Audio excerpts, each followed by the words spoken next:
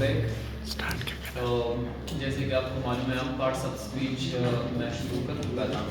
इसमें मुख्तसरन हमने 10 parts of speech पे बात की। अब डिटेल्स के साथ एक पार्ट्स ऑफ स्पीच को हम डिटेल्स के साथ इन पे बात करेंगे। तो सबसे पहले हमारे साथ में नाउन आपको पता होगा कि a word used as the name of a person, place और thing. A word used is the name of a person, place or thing. Thing means here anything that we can think of. जो भी चीज़ है जिसके बारे में हम सोच सकते हैं। Noun is a naming word. The name of anything is called noun. किसी भी चीज़ के नाम को हम noun कहते हैं। और दूसरी noun के बारे में ये वो syntactic category है या वो lexical category है या grammatical class है, जिसको हम कहते हैं ये open class of words है। मतलब न्यू एडिशन इज पॉसिबल। इसको हम नए एडिशन जो है इसको हम कर सकते हैं, ठीक है। जैसे कि Babur was a new king, अगर वाइज किंग, तो अगर आप देखें बाबर क्या है यहाँ पे नाउन है और किंग क्या है, नाउन है। तो किसी भी नाम को हम कह सकते हैं कि ये क्या है, नाउन है, ठीक है। अब नाउन के यूजेस के बारे में जो है इस पे बात करते हैं। एक नाउन का एक यूज है number first, the noun number. The noun number, तो नाउन नंबर में नाउन जो है सिंगुलर भी हो सकता है और प्लूरल भी हो सकता है। तो यहाँ पे जैसे कि सिंगुलर आपको पता है, सिंगुलर हम वाहिद को कहते हैं और प्लूरल हम जमा को कहते हैं। सिंगुलर वाहिद, प्लूरल मतलब जमा। जैसे कि बुक है तो books, man men, dog dogs, cat cats, ठीक है। तो इसके लिए जो रूल्स हैं इंशाल्लाह इस पे हम बहस करेंगे अगले लेक्चर में इंशाल्लाह। हम सिंगुलर और प्लूरल के लिए जो इन्फ्लेक्शनल रूल्स हैं कि किस तरह हम मुख्तलिफ इन्फ्लेक्शंस लगा के हम सिंगुलर से प्लूरल बना सकते हैं या इर्रेगुलर प्लूरल्स जो हैं वो किस तरह वो बनते हैं, ठीक है। जितनी भी सिंगुलर प्लूरल के बात है वो हम करेंगे। अगले नंबर पे जो अगला यूज है वो द नाउन जेंडर है, तज़कीर व तानीस। तो मुज़क्कर व मुअन्नस, तज़कीर व तानीस के लिहाज से नाउन जो है मैस्कुलिन जेंडर हो सकता है, मतलब मुज़क्कर हो सकता है। फेमिनिन मतलब मुअन्नस हो सकता है, feminine gender. The common gender, देखें जरा मैस्कुलिन जेंडर क्या है, मुज़क्कर, व्हिच डिनोट्स अ मेल, जो कि मेल को डिनोट करता हो। Feminine gender denotes a female, जो कि किस चीज को, फीमेल को डिनोट करता हो।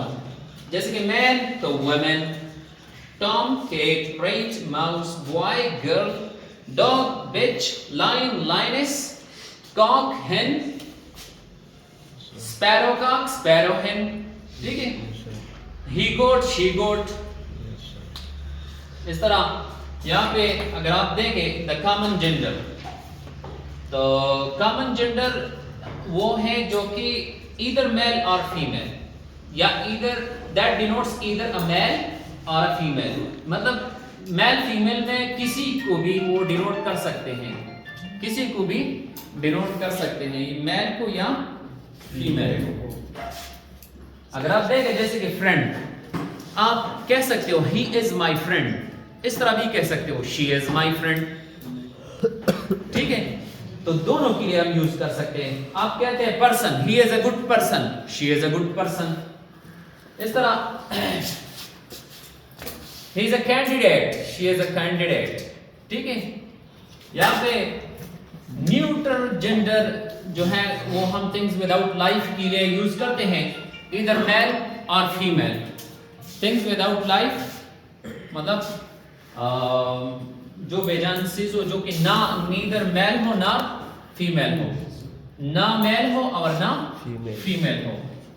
तो आप जैसे कि बुक हो गया, बुक मेल है कि फीमेल है, ना मेल है ना फीमेल है, तो इसलिए बुक न्यूट्रल जेंडर है, ठीक है। तो यहाँ पे एक बात जहन में रख लो कि जो थिंग्स विदाउट लाइफ जो है, जैसे कि मून है, सपोज मून मेल है कि फीमेल है, MOON मून, हाँ ये फीमेल मून न्यूट्रल जेंडर है, ठीक है, मतलब ना मेल है ना फीमेल है। अच्छा, मैं इसको अब पर्सनिफाई करता हूँ। पर्सनिफाई मतलब ये है कि often spoken of as they are living being, किसी चीज के बारे में इस तरह बात करना कि ये लिविंग बीइंग्स हैं, सो दे आर पर्सनिफाइड। जैसे कि मैं कह सकता हूँ the moon is laughing, the moon is laughing, चांद हंस रही है, द मून इज लाफिंग। तो यहाँ पे लाफिंग किसकी क्वालिटी है? ह्यूमन क्वालिटी है। क्या है? इंसान हंसते हैं ना, चांद सूरज हंसते नहीं। ठीक है, तो इसका मतलब है कि यहाँ पे मून, क्या मून को हमने पर्सनिफाई किया हुआ है। क्या है? और इस अमल को हम पर्सनिफिकेशन कहते हैं। किसी बेजान चीज को जब हम ह्यूमन फीलिंग्स या ह्यूमन इमोशंस वगैरह देते हैं, इसको हम क्या कहते हैं? पर्सनिफिकेशन। जैसे कि the moon is laughing, the stars are dancing. तो यहाँ पे स्टार्स क्या करते हैं? डांसिंग नहीं करते, लेकिन ये क्या है? पर्सनिफिकेशन है। तो इसका मतलब है कि न्यूट्रल जेंडर को हम अक्सर पर्सनिफाई भी करते हैं। ठीक है, मतलब इसको हम often spoken of as they are living beings. तो वो अक्सर लिटरेचर में होते हैं, पोइट्री वगैरह में शुअरा जो है अपने कलाम में दिलचस्पी पैदा करने के लिए इस तरह करते हैं। अच्छा, आज की इस मुख्तसर सी वीडियो में अपने नाउन को पहचान गया और नाउन के मुख्तलिफ यूजेस को, कि noun can be used as singular और प्लूरल, जिसको हम नाउन नंबर कहते हैं। नाउन जेंडर कैटेगरी में masculine, feminine, common, neutral gender हम यूज कर सकते हैं। और यहाँ पे जो है द नाउन केस, जो आखिरी रहा है वो है the noun case. Listen to me, the noun case. तो केस में नाउन जो है subjective, as a subjective case, हालत फाइली, एज अ पोजेसिव केस, जिसको हम कहते हैं हालत मफरूली, हालत तमलीकी। पोजेसिव केस, हालत तमलीकी। और आखिरी जो है ऑब्जेक्टिव केस, हालत मफरूली।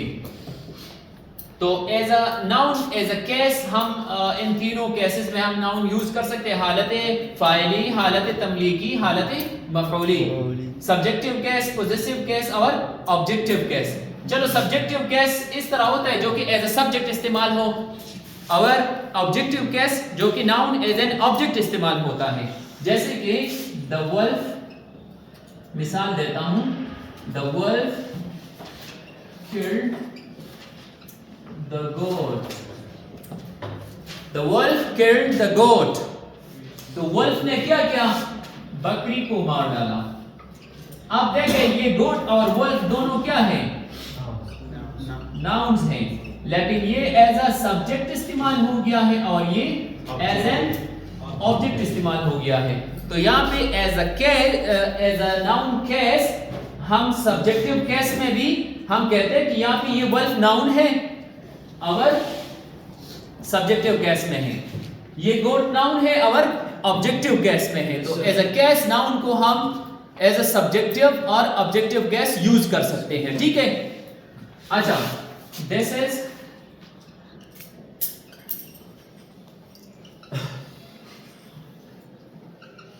असलम्स कैप।